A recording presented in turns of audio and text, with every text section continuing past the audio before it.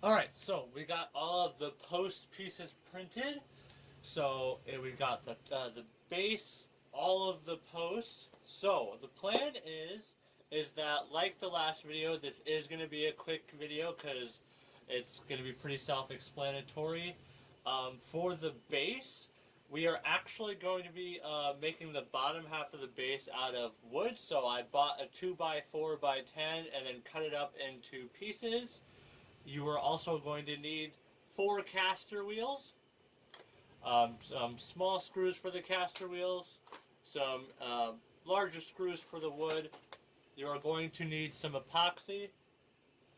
For the paint we are going to be using for this, we are going to be using this stone textured paint, and then we are going to either cover it with black acrylic or black shoe polish.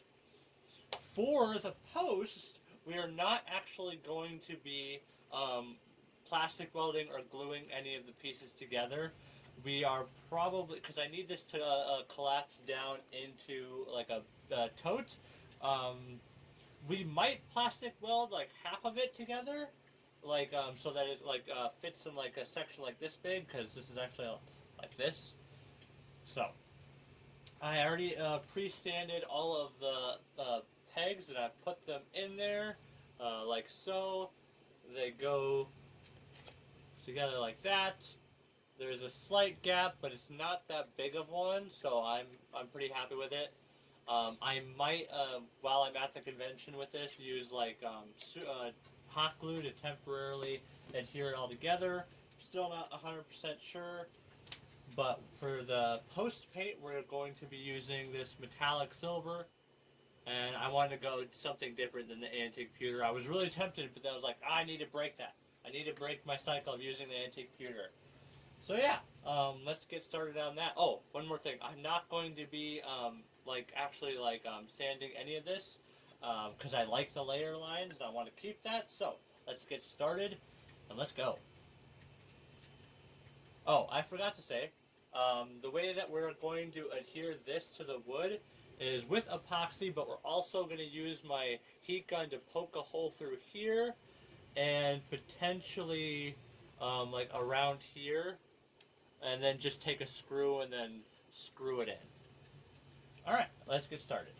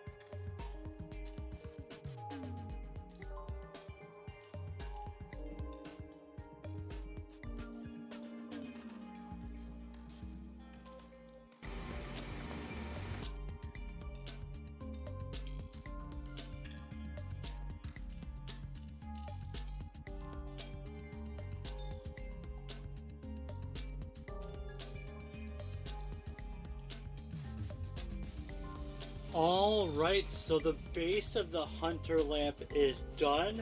I just added a leather cord onto it so I can pull it around and have it attached to the wheels. Here it is, it looks absolutely fantastic. I might, before I leave, add some black into these cracks, but otherwise, besides that, I am extremely happy with it. So it is about up to my mid, right, almost to my mid, right before the top of my chest, so it is pretty tall, and I feel like that's pretty accurate to the game. So even though the original file was supposed to be like 1/4 scale, or like 1/60, I feel like the 300% upsized it justice, and it just looks absolutely amazing. So next up you'll be seeing the time lapse of the lamp portion, and then you'll be seeing the making of the lamp itself, and then we are going to be done with our Bloodborne cosplay. So that is exciting. So yeah. Alright, on to the time lapse for the lamp part.